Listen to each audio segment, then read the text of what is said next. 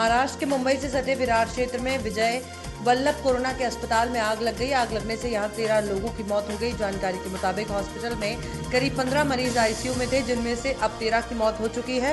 ऐसा माना जा रहा है कि ऐसे में शॉर्ट सर्किट की वजह से आग लगी है। मिली जानकारी के मुताबिक अस्पताल का आईसीयू सेकेंड फ्लोर पर है। आग आज सुबह के 3 बजे लगी है। देश में कोरोना महामारी के कारण हाहाकार की स्थिति है। कई राज्यों के हाथ से हालात बेकाबू हो चुके हैं। ऐसे में प्रधानमंत्री नरेंद्र मोदी ने बंगाल की अपनी रैलियां रद्द कर शुक्रवार को अहम बैठकें बुलाई हैं। पहली बैठक हो चुकी है, जिससे केंद्रीय स्वास्थ्य मंत्री के साथ ही कैबिनेट सचिव, स्वास्थ्य सचिव और आईसीएमआर के अधिकारी मौजूद रहे।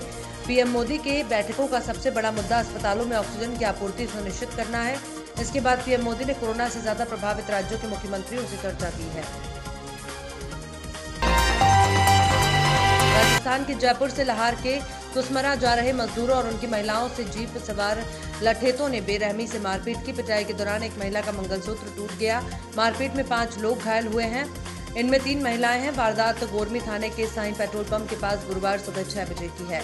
मजदूरों का कसूर इतना था कि वे जिस बस में आ रहे थे उसमें उन्होंने अपनी सीट पर दूसरी बस की सवारियों को बैठाने से मना कर दिया था। पिटाई के बाद किसी तरह से मजदूर पुलिस थाने पहुंचे। कानपुर हेलट के वार्डों में ही नहीं, इमरजेंसी में भी मरीजों का तांता लगा है। सीनियर डॉक्टर नदारद रहते हैं। जूनियर डॉक्टर मरीजों की भीड़ में ठीक से इलाज नहीं कर पा रहे हैं। समय पर इलाज न मिलने से 35 से ज्यादा मरीजों की गुरुवार को हेलट इमरजेंसी में मौत हो गई। कोरोना के बढ़ते प्रकोप के बीच कांग्रेस के पूर्व राष्ट्रीय अध्यक्ष राहुल गांधी ने कार्यकर्ताओं को गरीब के घर सूखा राशन पहुंचाने का फरमान जारी किया। राहुल का निर्देश मिलने के बाद मुख्यमंत्री भूपेश बघेल और प्रदेश कांग्रेस अध्यक्ष मोहन मरकाम ने सभी कांग्रेस कार्यकर्ताओं से अपील की है कि वे गरीबों को राशन पहुंचाएं।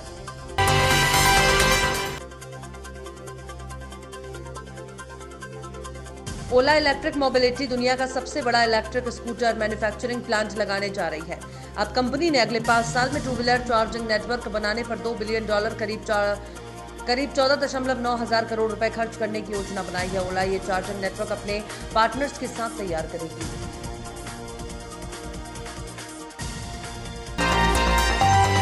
पश्चिम बंगाल चुनाव में पीएम नरेंद्र मोदी और ममता बनर्जी अब रैलियों में नजर नहीं आएंगे। दोनों ने आखिरी के 2 राउंड का चुनाव प्रचार वर्चुअल माध्यमों से ही करने का फैसला लिया है। इससे पहले चुनाव आयोग ने कोरोना के बढ़ते केसों के चलते प्रचार पर प्रतिबंध लागू किया था। चुनाव आयोग ने आखिरी के 2 राउंड्स में रोड शो, नुक्कड़ सभा, मोटरसाइकिल रैली आदि पर रोक लगा दी है। इसके अलावा जनसभाओं में भी सोशल डिस्टेंसिंग के नियमों के पालन करते हुए 500 लोगों के ही जुटान की छूट दी गई है।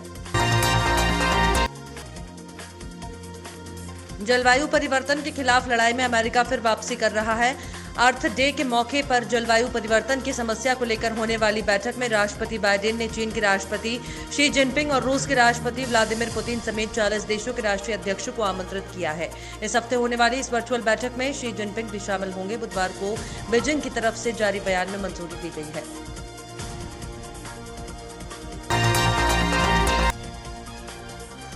सोने चांदी की कीमत में इस समय उतार चढ़ाव जारी है। सराफा बाजार में आज सोने की कीमत में तेजी आई है, वहीं चांदी भी आज महंगी हो गई है।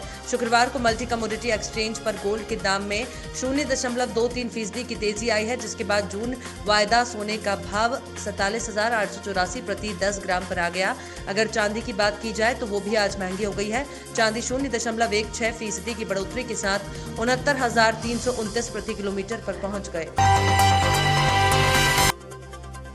देश में बढ़ते कोरोना वायरस संक्रमण के बीच गुरुवार को शेयर बाजारों में कारोबार की शुरुआत गिरावट के साथ हुई। मुंबई शेयर बाजार का सेंसेक्स कारोबार की शुरुआत में 500 अंक से ज्यादा नीचे चला गया। सेंसेक्स में बड़ा वजन रखने वाले रिलायंस इंडस्ट्रीज, एचडीएफसी बैंक और हिंदुस्तान यूनिलीवर जैसी कंपनियों के शेयरों में गिरावट रही।